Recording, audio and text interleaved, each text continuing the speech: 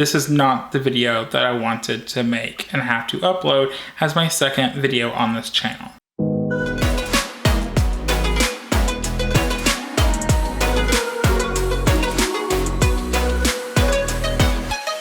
Hello beautiful people, my name is Caden Nelms. I have spinal muscular atrophy and I use a wheelchair full-time.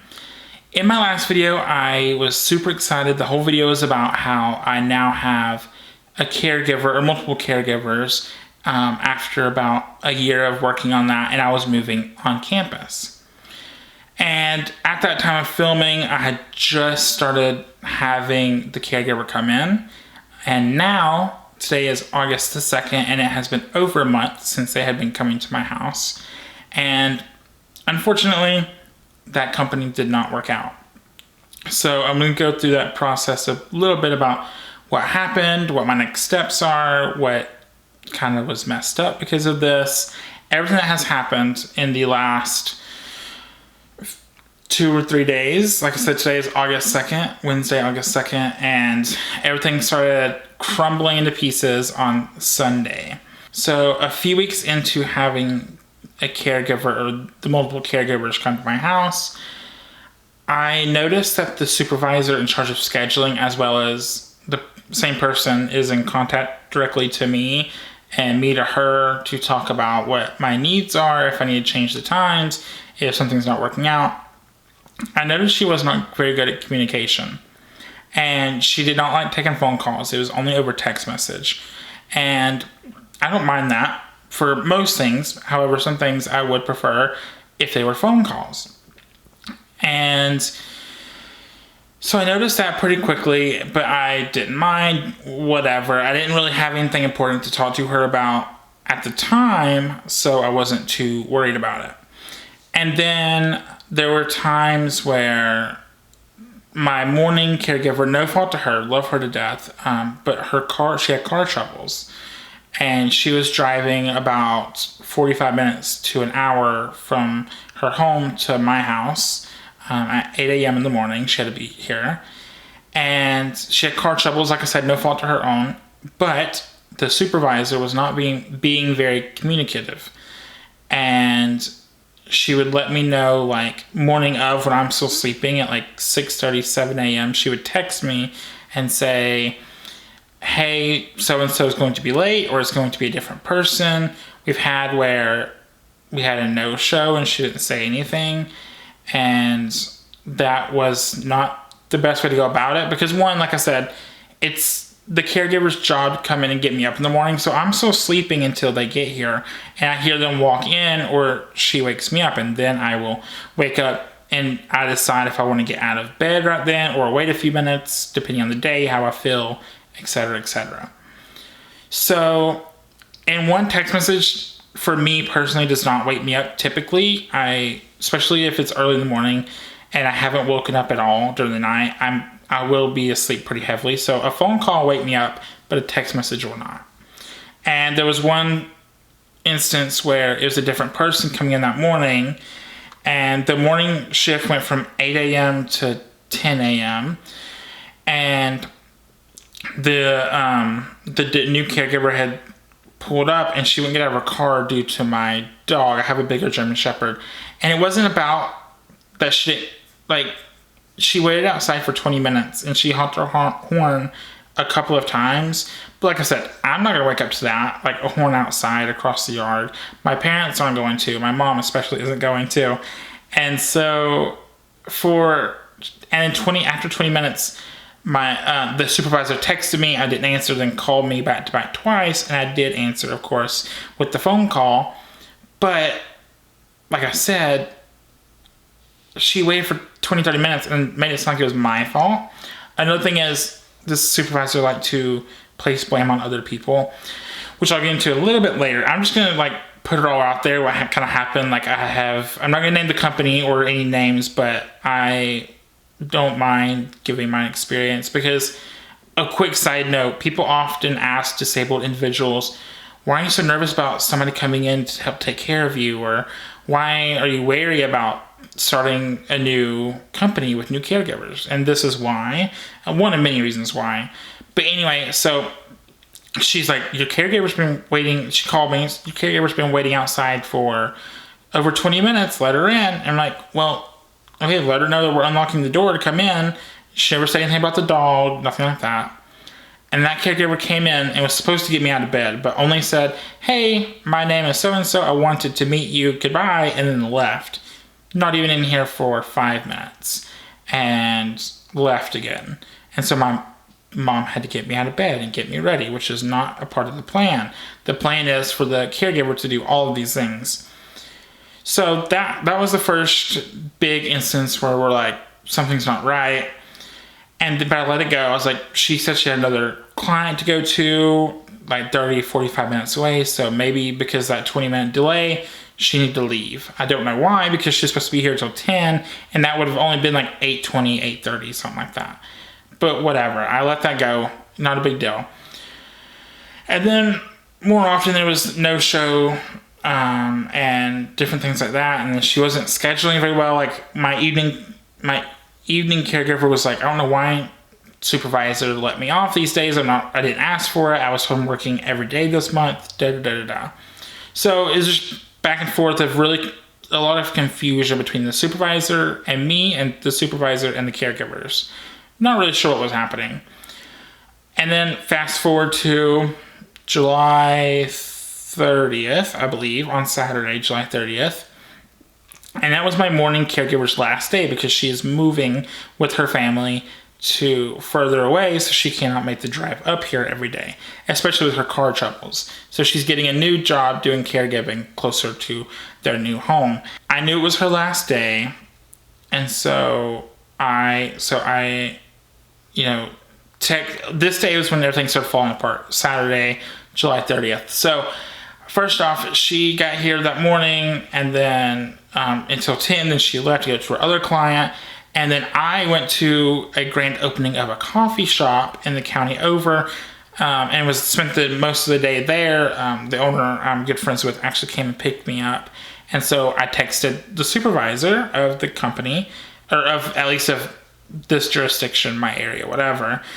And I was like, hey, whoever, I know my typical evening caregiver has the day off.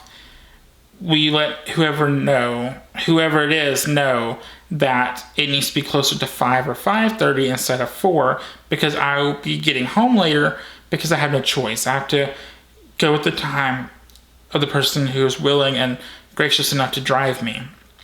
And I wanted to stay out later anyway until about 4:35, even maybe 5:30. And so I told her that, and she's like, okay, it may be later anyway. And so I said, okay. And so I planned on having the evening caregiver there at home, at my house when I got there. So, and they helped me use the restroom. So at the coffee shop, I had a large coffee, fully expecting to be able to use the restroom when I got home. And so I got home, I texted her, and I said, hey, I'm home, it's 5 o'clock. I know you said it may be later, that's totally fine. Just, I would like to know who it is, And she said, okay, hang on, I'm trying to figure this out. And I knew ahead of time that my morning caregiver could not come for the evening. She did not have a ride home that evening because her car was messed up, and she did not have a babysitter for her child. I knew that a couple days in advance, and that morning caregiver had also told the supervisor, I cannot work Saturday evening. I'm officially done. I cannot work. And then this is what really got me. This is when everything really started falling apart. Remember, I had to use the restroom. I got home. I had a coffee. I really need to use the restroom. And she texted me and said, hey, your morning caregiver was en route and her car messed up. I cannot believe this. I don't have a backup plan. This is insane. After she just said not long ago she'll always have a backup. Like I was nervous I wouldn't have anybody show up some days. She said you would always have someone show up. Always. That's guaranteed. And then to say, sorry, I don't have backup. This is insane. But that was a lie. All that was a lie. My morning caregiver was never on her way and never had car troubles because she didn't have a car to even drive up here for the evening. She was never on her way, and the supervisor lied and tried to blame someone else on her mess up of not having someone. So that really got me and my parents and the other caregivers. Like it confuses both. So here I am at home alone, can't use the restroom. My parents are at my nephew's birthday party over an hour away. And so I had to call them and was like, hey, I'm gonna hold it as long as I can, but just so you know, I don't have a caregiver for this evening. And they're supposed to be there from 4 to 8, but I told them like 5:30 to 8. No one shows up. So I'm sitting here about to pee myself essentially because I drank that coffee and I wasn't prepared to not have a caregiver. And so that was like slowly started to crumble. The Sunday was the 30th. Monday was the 31st. So I got my days a little mixed up. And so the last day for my morning caregiver was actually Sunday. So she came Sunday morning. But the whole thing about Saturday, she still couldn't work Saturday evening. So she came Sunday morning, got me, I did the whole thing, did whatever we needed to do. And then that evening, on Sunday evening, I knew that was Sunday was her last day. And I needed to know who was coming Monday morning. And also we agreed that this week, starting Monday, the 31st, we would switch over to my new schedule, which I got a new schedule because it will be the schedule going into moving on campus and starting the school year. And so I texted her Sunday evening and I said, hey, supervisor, I said, who will be my morning person for Monday? She said, maybe your evening caregiver, which is another mess up because the evening caregiver already said she could not work Monday morning because her daughter was starting school on Monday the 31st and she wanted to take her to school and for the first day. And so supervisor, I don't know if she forgot or didn't care. And so at the last second, she decided that basically made my evening caregiver. She's like, you are going to go to his house after you drop your daughter off at school. She lives over an hour away, and school, I think she said she's dropping her off around 8:30 or something like that. I don't remember the exact time. And so then the morning, she didn't tell me anything. The Monday morning, luckily my caregiver told me, but Monday morning, I was still asleep and I got a text that, hey, your evening caregiver will be your morning person. She'll be there after she drops her daughter off at school, like I said, a while away. So my evening caregiver couldn't get there until almost 11 o'clock because she had to drop her daughter off, drive, had to get food because she hadn't eaten, and she'd been sick. And so it was like 11 something. So my mom had already got me up because she had to leave. And so I basically didn't have a morning person then, and it's not the caregiver's fault, it's supervisor's fault because she didn't schedule things out. And then, so I just said, hey, are we starting the new schedule for school? And this is when it really all went to hell. I'll read the messages off actually so I don't mess them up, and I'll show them here. But essentially, so this is Sunday night. I went back and mentioned, I said, I just know we discussed switching to the new schedule before I move in on the 6th, which is a week from today, so everyone is comfortable and used to everything. And she says, that's what was discussed, but changes occurred out of my hands at the moment with, I'm not going to say the name, a caregiver going to school that evening she is done was hard for her. The supervisor has everything handled. We all work together. So we had it all planned out with this certain caregiver, but she was here for one night and it was too hard on her because she's going to school. I completely understand. And then I responded, okay, just making sure. I have things planned out since it is so important. I like to have things planned out since it is so important, and I will be on my own in the dorm, essentially. Please just communicate with me when you find out updates so I know what's happening and I'm not surprised with anything new and unexpected. And she said, understood completely. That was me being very upfront and honest, but also respectful, saying I want communication because in the past she hadn't been very communicative. I would not have known that our schedule, our plan was completely ruined now if I didn't ask her. She was going to let it go. And I was supposed to move in on the 6th, on Sunday, August 6th. And this is at this point a week from that day, and now it's all going to shit. And so I was starting to panic a little bit. I told my dad, my parents, we talked it out. And then the next day, on Monday, she said, "Good morning, evening caregiver will be there when she takes her daughter to school." She told me that at 7:40 something in the morning, which is 20 minutes before they were supposed to be there. And luckily I already knew from the caregiver herself because the supervisor didn't tell me. And then I put, "Okay, thank you. Also, I wanted to let you know that Dad decided that he's going to cancel my loan that my mom co-signed for, that took out for money I needed to live on campus at the end of the day today if we don't have a plan in terms of caregivers for living on campus," which is totally fair. My dad wanted to cancel it first thing, and I said, "Give me till the end of the day to try to figure it out." And she responded, "I understand completely where he's coming from. It definitely takes a tribe to complete this assignment. You have a schedule where it takes 2 caregivers. I can't fully commit, but I can say myself and company is doing our best to make it happen so you can enjoy your senior year on campus." And then she said the words, "I cannot commit," meaning she cannot commit to have me a caregiver there during the scheduled times. I'll be living on the dorm on my own. I can't have, hopefully someone will be there, is essentially what she said. Hopefully I'll have someone scheduled because you have 2 different times. I know I have 2 different times. I get that.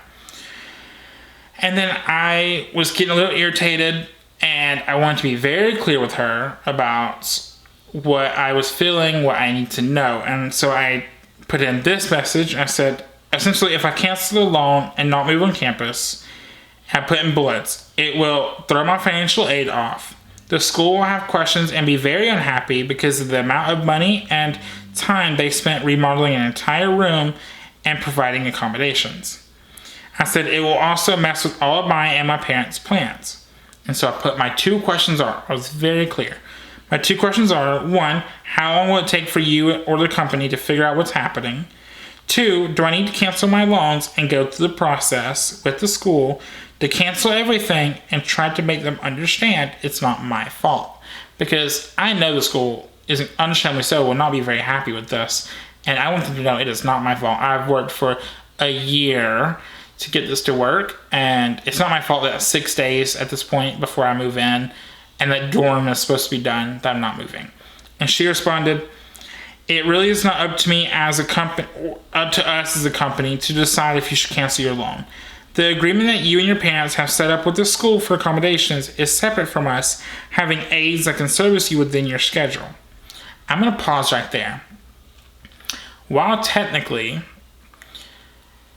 the company is different from the school in terms of the accommodations that I have asked for, I was told by her back in the end of June to move forward with this on moving on campus because she promises she'll have me caregivers that will help me. So this screenshot is from a previous time a caregiver did not show up due to misscheduling or something that had happened.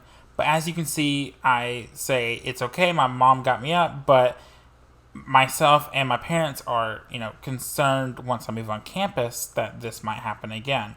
And then she said, "You don't have to worry because someone will always be there to help you."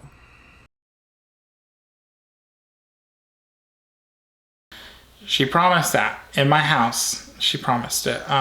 So although legally, it has nothing to do with the company, she did say that, "Hey, I got you." And so then she continues, "As a company, we can guarantee that we can do everything that we can to make sure that you are well covered for your time at school. However, as with all home care agencies, we cannot account for unprecedented circumstances, and it is a possibility that you will not have constant coverage." We totally get, me and my parents and my family totally get, if something happens unexpected, that it may be a different person, a backup caregiver, or in rare occasions, no one at all. But with the track record of the month of July, with the lateness and the no-shows and the switching out caregivers at the last minute, whatever, and her lack of communication, it made us worry that it will happen more times than it should. And like I said, we completely understand unexpected events, but it felt like it was kind of happening too often already for 1 month. And I was worried I'll be completely on my own, because if it wasn't for my parents already quite a few times in July, I would be stuck in the bed for way longer than I needed to be in pain, and I would be alone. And so we didn't feel, and this didn't give us any reassurance, because the whole point of a home care agency, in my opinion, is to have a caregiver for you. And you should have backups. And she told me she had backups in case of emergency. And then I said, and then that's the last bit of that conversation for Monday. And I was very worked up, emotional, upset, a little pissed, as was my parents. And my friends knew, and they were not happy because we were so excited. I was supposed to be moving in on the 6th. We had movie nights already planned for the 6th and the 7th, and what we're going to do for the next those few days of relaxing and decorating. My friends and family have been so gracious enough to buy me literally so much stuff for my room, everything I could need for my birthday, and just to help me out. Like, I have curtains and blinds and blankets and soap, like laundry stuff and laundry basket and snacks and treats and a lot of decorations and self-care things, and like all these things that my friends and family have been so gracious enough to get me. And now I'm still going to use the stuff, but it was meant to be for my dorm, and now I don't have the opportunity at the moment. And so with this happening, I contacted my caseworker. That's kind of he communicates with my insurance, and he communicates and finds me a care company or an agency that works in my area, which is very hard because, like I said in the previous video, this area is a very rural area and it doesn't have a lot of agencies that maybe cover it. And so it can take a while. Like I told you, like I said in the last video, it took so long to find this company, and now I didn't know what to do, and I talked to, this is on Monday at this point, and I was talking to my parents, and I was so upset, and so I had to call, but while I'm so upset, I had to call, cancel the student loan. I had to call my school and explain to them, I was like, hey, sorry, it's not my fault. I still plan to move in, it's going to be delayed till I find a new company. They were all very understanding, the student life, the res life, financial aid, student accounts, like everyone is so understanding. Okay, sorry for the quick scene change. I wanted to jump in here. I recorded part of this, but I realized I wanted to have someone remain more anonymous in this situation, in this one part.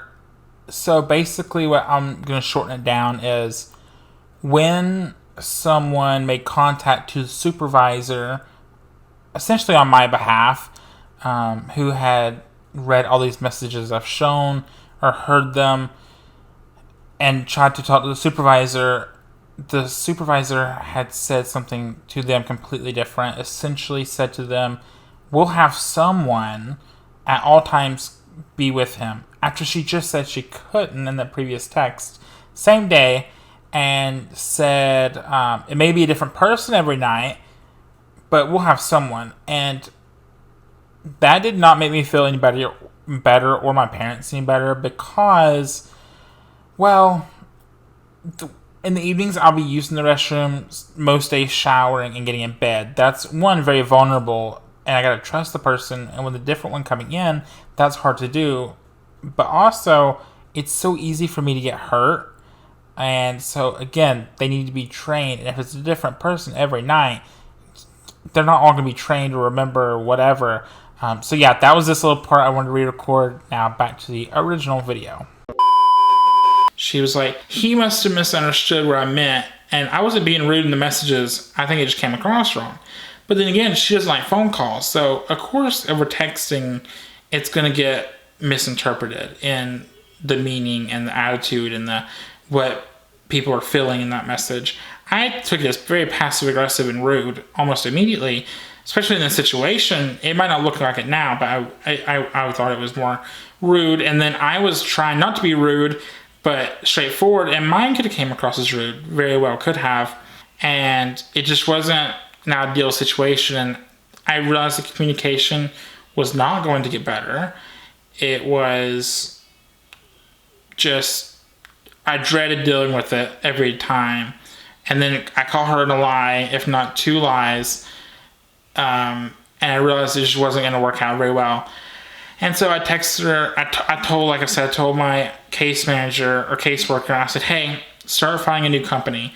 And he called this company and tried to talk to them, but I don't think he got very many answers. I think they were very much like she said, and as a company, and try to cover the company's butt essentially, which I get, but also you can be personable and honest as well. There's a way to do that. And so I told him to look for a new company. He said, I'm sorry it didn't work out. Are you sure? And I said, yes. So he's in the hunt for a new company right now. And so I just texted her, hey, I talked with my parents and we decided we're going to look at another company to work with. I asked my case manager to let you know, but I wanted to make sure you knew so no one was sent out in the morning. This is on Monday evening. She never responded. She never said anything, but no caregivers were sent out since then. And that's what we wanted, and so we just left it at that. And now I am unfortunately having to delay moving on campus. This very much sucks. It happened 6 days before I was supposed to move. I was actually planning on moving my bed and my table that I bought and some of the bigger things onto campus on Friday the 4th. So that way there's maintenance there to help, and my brothers can help my dad move the big stuff in. And I was going to go in there and deep clean the room because they just got done with construction, make sure it's clean, set up and ready. And now I can't. I had to cancel the loan. I'm still, the school's still canceling everything and moving it around. And I was reassured, of course, the room will be there when I'm ready. So whether that's a month or 2 months, I can still move in. I'm very thankful for that. But I had all these plans and I spent a lot of money, between my family and friends spending a lot of money. I spent a lot of money buying a table, buying a shelf, buying a coffee pot, buying decorations, buying useful things because I'm living on my own for the first time. And I bought all these things and now it's just gonna be sitting there until I do move in. And that was hard financially on me in July. It was a busy month with my birthday, but it was so busy. And it just kind of sucks because I've been looking for this. I worked so hard for a year since last August, September, trying to figure this out. And I really thought when I made that video a few weeks ago or back in June, I really thought that was it. I was so excited, as you could tell in the video. And I wanted to make this video on Monday when it happened. And then I was like, no, I just need to collect my thoughts, feel my emotions, and I was just so angry. I didn't want to get too emotional on camera, so I waited a couple days. Like I said, today's Wednesday now, and so I wanted to make this to show that it is not always easy. This working hard with companies and the government and being so vulnerable with these people isn't always linear. It's not from point A to point B. It's a lot of trial and error. It's a lot of up and downs. It's a lot of figuring things out last minute. And it's a lot of changing plans and adapting, which, as you know, is the theme of this channel, adapting. So sometimes you just have to adapt to the situation, and good or bad. And unfortunately, this situation sucked, and it was bad, and it's thrown a wrench in a lot of plans, and it isn't great. I have been very irritated the last few days. My parents have too. My friends, especially my best friends, have. But that's just how life is sometimes, and we're going to have to make do. So the future is I'll commute to campus as I have to, and I will just do like I did before, knowing that room's there though, and I will make do. And my case manager is trying to find a new company as we speak, And once he finds it, it'll take the process of them reaching out to me, probably do a home visit, and then fill out paperwork, whatever paperwork we have to do. And then, like I said, the home visit, and then they'll match me with a caregiver or two, or how many ever. We'll probably train them here at the house, because my bed's here, my shower chair's here, everything's here. And then after they're comfortable, then I'll move on campus, and I'll start off with the schedule that I want on campus instead of switching. So I'll probably take like 2 or 3 days, if that, to train with them here, and then maybe go over to campus and train with them there, which will be new for all of us because I haven't even used it, like I said. And then we'll move my stuff. It'll be very easy to move my stuff. The school let me do it anytime I can. My loan I took out, my student loan I took out, like I said, is canceled, but it is still renewable, and like I'll quickly be able to use it, and it's on standby until December 9th, 2023, so I have plenty of time. And so yeah, that's what I'll do. And then all I gotta do is call the company I got the student loan through, they'll reactivate it. I call financial aid at my school, they'll accept it. Tell student accounts and residential living, they'll figure out the price of the room, since it wasn't technically a full semester, and then I'll move on campus. I'm hoping that a caregiving agency will see, what happened, and hopefully work quickly to get me on campus. I still have 2.5 weeks till classes start. My hope and dream is that it will happen before then, but I know that may not happen. It could take at least a month or more. But we're hopeful. The biggest thing is finding a company that services that area. And then we'll just go from there and see what happens. I know this is a long video, but it's something I felt like I wanted to make, because the future videos planned were what the caregivers do in my daily life, moving on campus, my little dorm tour, and all my accommodations on campus. And I'll still make those eventually, it just may be delayed. This video is not only to show that those videos will be delayed, but it's also, like I said, to let you know that this can be hard. You're not alone when something doesn't go your way.